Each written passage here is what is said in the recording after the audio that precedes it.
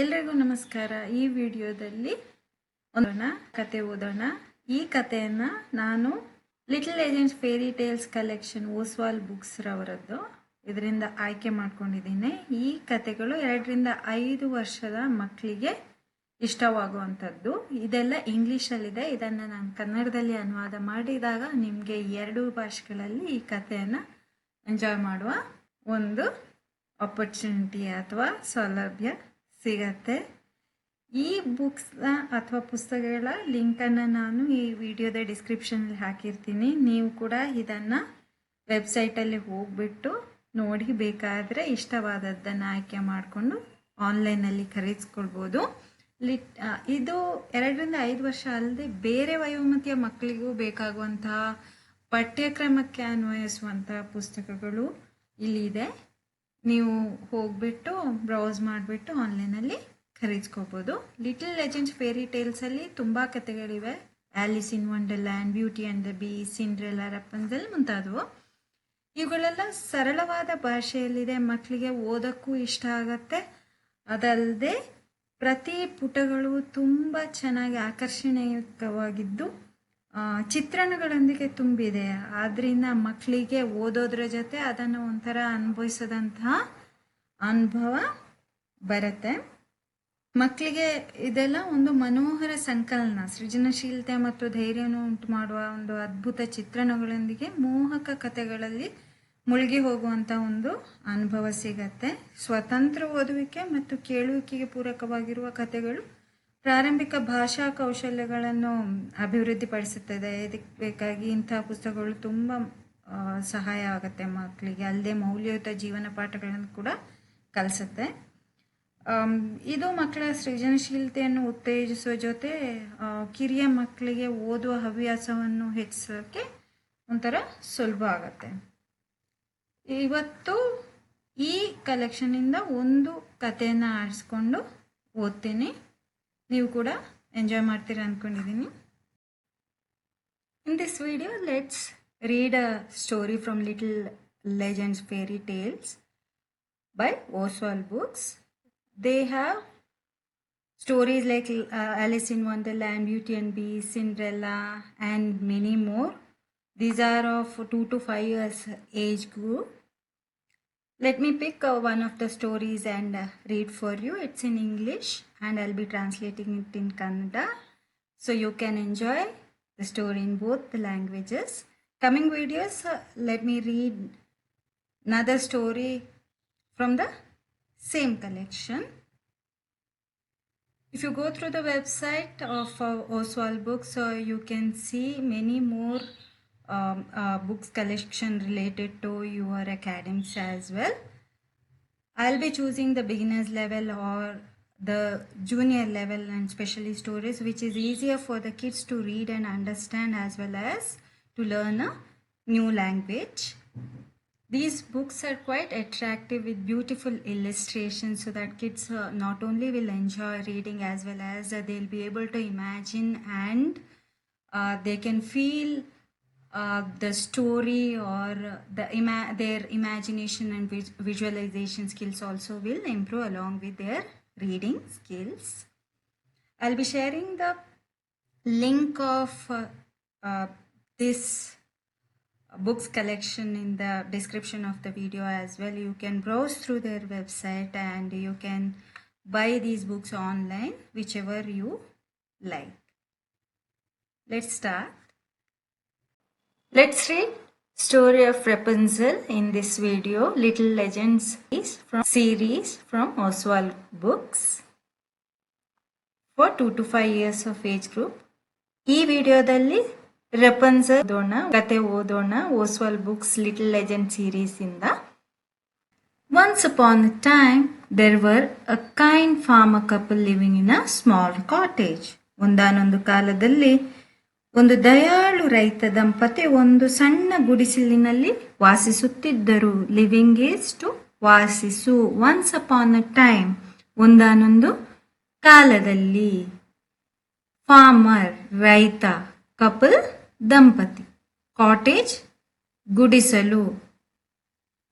One day they accidentally entered their neighbor's garden, not knowing she was a mean witch. ಒಂದು ದಿನ ಅವರು ಆಕಸ್ಮಿಕವಾಗಿ ತಿಳಿಯದೆ ತಮ್ಮ ನೆರೆಹೊರೆಯವರ ತೋಟಕ್ಕೆ ಪ್ರವೇಶಿಸಿದರು. ನೇಬರ್ಸ್ ಇಸ್ ನೆರೆಹೊರೆಯ, ಗಾರ್ಡನ್ ತೋಟ. ಆಕ್ಸಿಡೆಂಟಲಿ ಆಕಸ್ಮಿಕವಾಗಿ, ಎಂಟರ್ ಪ್ರವೇಶಿಸು. Not knowing she was a mean witch. Witch ಅಂದ್ರೆ ಮಾಟಗಾತಿ.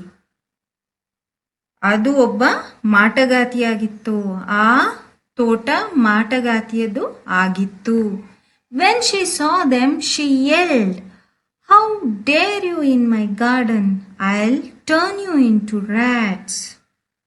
ಆಕೆ ಅವರನ್ನು ನೋಡಿದಾಗ, ನೀವು ನನ್ನ ತೋಟಕ್ಕೆ ಬರುವ ಧೈರ್ಯ ಹೇಗೆ ಮಾಡಿದ್ದೀರಿ? ನಾನು ನಿಮ್ಮನ್ನು ಇಲಿಗಳಾಗಿ ಮಾಡುತ್ತೇನೆ ಎಂದು ಕೂಗಿದಳು. ಶಿ ಸ್ಕ್ರೀಮ್ಡ್ ಅಂದ್ರೆ ಎಲ್ಡ್ ಅಂದ್ರೆ ಕೂಗುವುದು.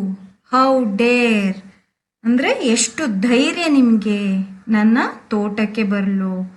I will turn you into rats. Rats ಅಂದ್ರೆ ಇಲಿ. ನಾನು ನಿಮ್ಮನ್ನ ಇಲಿಗಳಾಗಿ ಪರಿವರ್ತನೆ ಮಾಡ್ತೇನೆ. ಟರ್ನ್ ಅಂದ್ರೆ ಪರಿವರ್ತನೆ ಮಾಡುವುದು. The family tried to escape, but the witch caught them and said, "I might let you go if you promise to give me your first child." Scared, the couple agreed and left the garden quickly. So ಕುಟುಂಬವು ಪಾರಾಗಲು ಪ್ರಯತ್ನಿಸಿದರು. ಆಕೆ ಅವರನ್ನು ಹಿಡಿದಳು ಮತ್ತು ನೀವು ನಿಮ್ಮ ಮೊದಲ ಮಗುವನ್ನು ನನಗೆ ಕೊಡುವುದಾಗಿ ಒಪ್ಪಿಗೆ ನೀಡಿದರೆ ನಾನು ನಿಮ್ಮನ್ನು ಬಿಡಬಹುದು ಎಂದು ಹೇಳಿದಳು. ಭಯದಿಂದ ದಂಪತಿ ಒಪ್ಪಿಕೊಂಡು ತೋಟವನ್ನು ಶೀಘ್ರವಾಗಿ ತೊರೆದರು. ಕ್ವಿಕ್ಲಿ ಅಂದ್ರೆ ಶೀಘ್ರವಾಗಿ. ಎಗ್ರೀಡ್ ಅಂದ್ರೆ ಒಪ್ಪಿಕೊಳ್ಳುವುದು. ಚೈಲ್ಡ್ ಮಗು. ಫಸ್ಟ್ ಚೈಲ್ಡ್ ನಿಮ್ಮ ಮೊದಲನೇ ಮಗನ್ ಕೊಟ್ರೆ ನಾನು ನಿಮ್ಮನ್ನ ಬಿಡ್ತೇನೆ ಅಂತ ಹೇಳಿದ್ಲು. ಸ್ಕೇಡ್ ಅಂದ್ರೆ ಭಯಗೊಳ್ಳುವುದು. ಎಸ್ಕೇಪ್. ಎಸ್ಕೇಪ್ ಅಂದ್ರೆ ಅಲ್ಲಿಂದ ತಪ್ಪಿಸಿಕೊಳ್ಳುವುದು. A few years later, farmer's wife gave birth to a lovely baby girl. ಕೆಲವು ವರ್ಷಗಳ ನಂತರ ರೈತನ ಹೆಂಡತಿ ಸುಂದರವಾದ ಹೆಣ್ಣು ಮಗುವಿಗೆ ಜನ್ಮ ನೀಡಿದಳು. ಗಿವಿಂಗ್ ಬರ್ತ್ ಈಸ್ ಜನ್ಮ ನೀಡುವುದು. ಫಾರ್ಮರ್ ರೈತ, ವೈಫ್ ಹೆಂಡತಿ. ಫ್ಯೂ ಕೆಲವು, ಇಯರ್ಸ್ ಅಂದ್ರೆ ವರ್ಷ. ಲೇಟರ್ ನಂತರ. Just as they had agreed, the wicked witch came and took the baby away. ದುಷ್ಟ ಮಾಟಗಾತಿ. ಈ ರೈತ ದಂಪತಿ ಒಪ್ಪಿದಂತೆ ದುಷ್ಟ ಮಾಟಗಾತಿ ಬಂದು ಆ ಮಗುವನ್ನ ತೆಗೆದುಕೊಂಡಳು. ಟೇಕ್ ಅವೇ ಅಂದ್ರೆ ತೆಗೆದುಕೊಂಡು ಹೋಗುವುದು. She named the baby Rapunzel and locked her up in a tall tower. ಆಕೆ ಆ ಮಗುವಿಗೆ ರಪಂಜಲ್ ಎಂದು ಹೆಸರಿಟ್ಟ ಆಕೆಯನ್ನ ಎತ್ತರವಾದ ಗೋಪುರದಲ್ಲಿ ಕೂಡಿ ಹಾಕಿದಳು. ಲಾಕ್ ಹರ್ ಅಪ್. ಲಾಕಿಂಗ್ ಇನ್ಸೈಡ್ ಅಂದ್ರೆ ಕೂಡಿ ಹಾಕುವುದು. ಟಾಲ್ ಎತ್ತರ. ಟವರ್ ಅಂದ್ರೆ ಗೋಪುರ. ಆ ಮಗುವಿಗೆ ರಪಂಜಲ್ ಅಂತ ಹೆಸರಿಟ್ಟು ಅದನ್ನ ಒಂದು ಎತ್ತರವಾದ ಗೋಪುರದಲ್ಲಿ ಕೂಡಿ ಹಾಕಿದ್ಲು. This tower had no doors or stairs, only a single window. ಈ ಗೋಪುರಕ್ಕೆ ಬಾಗಿಲುಗಳು ಅಥವಾ ಮೆಟ್ಟಿಲುಗಳಿರಲಿಲ್ಲ. ಕೇವಲ ಒಂದು ಕಿಟಕಿ ಮಾತ್ರ ಇತ್ತು. ವಿಂಡೋ ಅಂದ್ರೆ ಕಿಟಕಿ, ಸ್ಟೇರ್ಸ್ ಅಂದ್ರೆ ಮೆಟ್ಟಿಲು, ಡೋರ್ ಅಂದ್ರೆ ಬಾಗಿಲು. As the years went by, Rapunzel grew into a beautiful young girl. ವರ್ಷಗಳು ಕಳೆದಂತೆ ರಪಂಜಲ್ ಸುಂದರವಾದ ಯುವತಿಯಾಗಿ ಬೆಳೆದಳು. ಇಯರ್ಸ್ ವರ್ಷಗಳು, ವೆಂಟ್ ಬೈ ಕಳೆದಂತೆ, ಗ್ರ್ಯೂ ಬೆಳೆಯುವುದು, ಬ್ಯೂಟಿಫುಲ್ ಸುಂದರ, ಯಂಗ್ ಗರ್ಲ್ ಅಂದ್ರೆ ಯುವತಿ. Her most enchanting feature was her long golden hair. ಅವಳ ಅತ್ಯಂತ ಆಕರ್ಷಕವಾದ ಲಕ್ಷಣ ಏನಂದ್ರೆ ಅವಳ ಉದ್ದವಾದ ಬಂಗಾರದ ಕೂದಲು. ಗೋಲ್ಡನ್ ಬಂಗಾರ, ಹೇರ್ ಕೂದಲು. ಎನ್ಚಾಂಟಿಂಗ್ ಮೋಹಕವಾದ, ಆಕರ್ಷಣೀಯವಾದ, ಆಕರ್ಷಕವಾದ. ಫೀಚರ್ ಅಂದ್ರೆ ಲಕ್ಷಣ. It flow down the tower and the witch used it to climb up and down. ಆ ಕೂದಲು ಎಷ್ಟು ಉದ್ದವಾಗಿತ್ತೆಂದರೆ ಅದು ಗೋಪುರದ ಕೆಳಗಡೆವರೆಗೆ ಹರಿದು ಹೋಗುತ್ತಾ ಇತ್ತು. ಆ ಕೂದಲನ್ನು ಬಳಸಿಕೊಂಡು ಮಾಟಗಾತಿ ಗೋಪುರ ಹತ್ತಲು ಮತ್ತು ಇಳಿಯಲು ಬಳಸ್ತಾ ಇದ್ಲು. ಯೂಸ್ ಅಂದ್ರೆ ಬಳಸೋದು, ಕ್ಲೈಂಬ್ ಅಪ್ ಅಂದ್ರೆ ಹತ್ತುವುದು, ಡೌನ್ ಅಂದ್ರೆ ಇಳಿಯುವುದು, ಫ್ಲೋ ಡೌನ್ ಅಂದ್ರೆ ಹರಿಬಿಡುವುದು.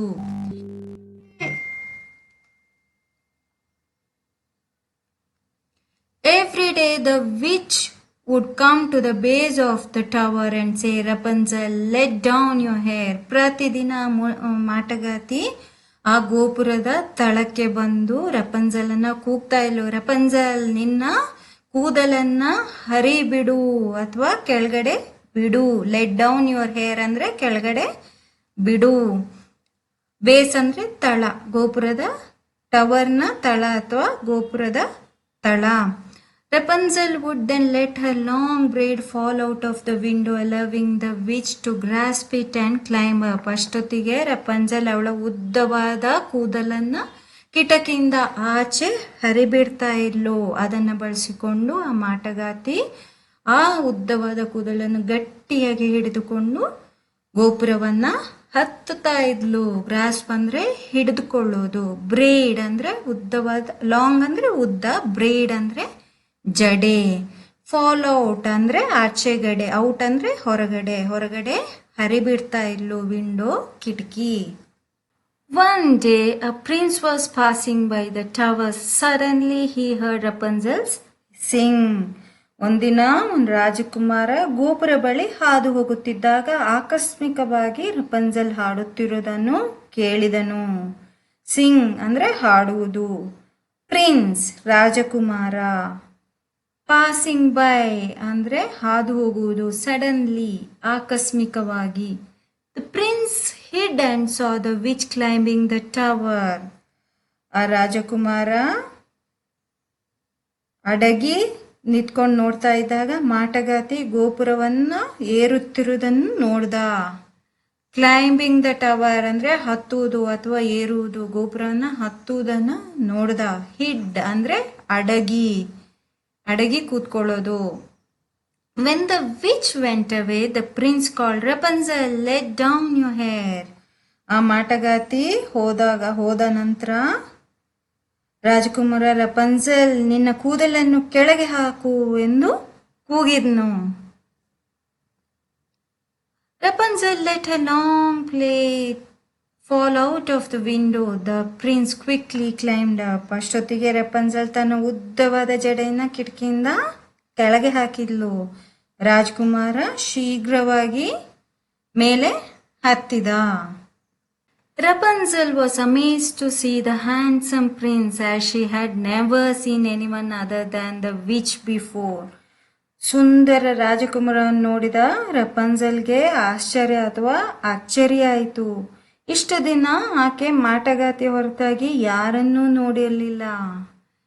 Anyone other than, apart from ಅಂದ್ರೆ ಅವನನ್ನ ಹೊರತುಪಡಿಸಿ. ಅಮೇಜ್ಡ್ ಅಂದ್ರೆ ಆಶ್ಚರ್ಯಚಕಿತವಾಗಿ ಆರ್ ಅಚ್ಚರಿ ಪಡುವುದು. ನೆವರ್ ಅಂದ್ರೆ ಯಾವತ್ತೂ. They fell in love and started meeting in secret after the witch left each day. ಅವರಿಬ್ರು ಪ್ರೀತಿಯಲ್ಲಿ ಮುಳುಗಿ ಹೋದ್ರು ಮತ್ತು ಪ್ರತಿದಿನ ಮಾಟಗಾತಿ ಹೋದ ನಂತರ ಗುಪ್ತವಾಗಿ ಭೇಟಿ ಮಾಡತೊಡಗಿದರು. ಸೀಕ್ರೆಟ್ ಅಂದ್ರೆ ಗುಪ್ತವಾಗಿ, ಲೆಫ್ಟ್ ಅಂದ್ರೆ ಬಿಡುವುದು. One day, as the witch climbed up using Rapunzel's hair, she made a mistake and said, "Oh, you are so heavy, even heavier than my prince." ಒಂದಿನ ಮಾಟಗಾತಿ ರಪಂಜಲ್ನ ಕೂದಲಿನ ಬಳಸಿ ಮೇಲೆ ಏರಿದಾಗ ತಪ್ಪಾಗಿ ರಪಂಜಲ್ ಆಕೆ ಹೇಳ್ತಾಳೆ, ಆಹಾ ನೀನ್ ತುಂಬಾ ಭಾರವಾಗಿದ್ದೀಯಾ, ರಾಜಕುಮಾರ್ಗಿಂತಲೂ ಭಾರವಾಗಿದ್ಯಾ ಎಂದು ತಪ್ಪಾಗಿ ಹೇಳ್ತಾಳೆ. ಬೈ ಮಿಸ್ಟೇಕ್ ಅಂದ್ರೆ ತಪ್ಪಾಗಿ, ಹೆವಿ ಅಂದ್ರೆ ಭಾರ. The witch immediately realised what was happening. ಅಷ್ಟೊತ್ತಿಗೆ ಮಾಟಗಾತಿಗೆ ಏನಾಗ್ತಿದೆ ಎಂಬ ಅರಿವಾಗತ್ತೆ ತಕ್ಷಣವೇ. ಇಮಿಡಿಯೇಟ್ಲಿ ತಕ್ಷಣ, ರಿಯಲೈಸ್ಡ್ ಅಂದ್ರೆ ಅಷ್ಟೊತ್ತಿಗೆ ಅರ್ಥವಾಗುವುದು ಅಥವಾ ಅವಳಿಗೆ ತಿಳಿ ಬರುತ್ತದೆ. She angrily question Rapunzel and screamed at her. ಅವಳು ರಪಂಜಲ್ನ ಕೋಪದಿಂದ ಅವಳ ಮೇಲೆ ಕಿರ್ಚಾಡ್ತಾಳೆ. ಸ್ಕ್ರೀಮ್ ಅಂದರೆ ಕಿರುಚು, ಆಂಗ್ರಿ ಕೋಪ. The witch cut off Rapunzel's long, beautiful golden hair and abandoned her in the dense forest. ಅಷ್ಟೊತ್ತಿಗೆ ಆ ಮಾಟಗಾತಿ ರಪಂಜಲ್ನ ಉದ್ದವಾದ ಹಾಗೂ ಬಂಗಾರದ ಬಣ್ಣದ ಕೂದಲನ್ನ ಅದನ್ನ ತುಂಡರಿಸ್ತಾಳೆ. ಕಟ್ ಅಂದರೆ ತುಂಡು ಮಾಡೋದು. ಮತ್ತೆ ಅವಳನ್ನ ಕಾಡಿನಲ್ಲಿ ಬಿಟ್ಟು ಬಿಡ್ತಾಳೆ. When the prince arrived at the base of the tower, she cursed him, causing him to be blind, and then left him in the forest as well. ರಾಜಕುಮಾರ ಆ ಗೋಪುರದ ತಳದ ಹತ್ತಿರ ಬಂದಾಗ ಆ ರಾಜಕುಮಾರನಿಗೂ ಅವಳು ಶಾಪ ಕೊಡ್ತಾಳೆ. ಏನಂತ ಶಾಪ ಕೊಡ್ತಾಳೆ? ಅವನು ಕುರುಡನಾಗೋ ಹಾಗೆ ಶಾಪ ಕೊಡ್ತಾಳೆ. ಮತ್ತೆ ಅವನನ್ನು ಕೂಡ ಕಾಡಿನಲ್ಲಿ ಬಿಟ್ಬಿಡ್ತಾಳೆ ಆಸ್ ವೆಲ್. ಅಂದರೆ ಅವನನ್ನು ಕೂಡ. ಲೆಫ್ಟ್ ಅಂದರೆ ಬಿಡೋದು, ಕರ್ಸ್ ಅಂದರೆ ಶಾಪ ಕೊಡೋದು. ಕಾಸಿಂಗ್ ಹಿಮ್ ಅಂದರೆ ಉಂಟು ಮಾಡುವುದು.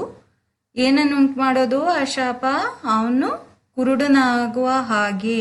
ಬ್ಲೈಂಡ್ ಅಂದರೆ ಕುರುಡ. As time went by, the blind prince roamed around, feeling alone and heartbroken. Then he heard a familiar voice singing. It was Rapunzel. ಕಾಲ ಕಳೆದಂತೆ ಕುರುಡನಾದ ರಾಜಕುಮಾರ ಏಕಾಂಗಿಯಾಗಿ ಮತ್ತು ದುಃಖತಪ್ತನಾಗಿ ಕಾಡಿನಲ್ಲಿ ಅಲೆದಾಡುತ್ತಿರುವಾಗ ಆತನಿಗೆ ಪರಿಚಿತವಾದ ಧ್ವನಿ ಕೇಳಿ ಬರುತ್ತದೆ. ಅದು ರಪಂಜಲ್ದಾಗಿತ್ತು.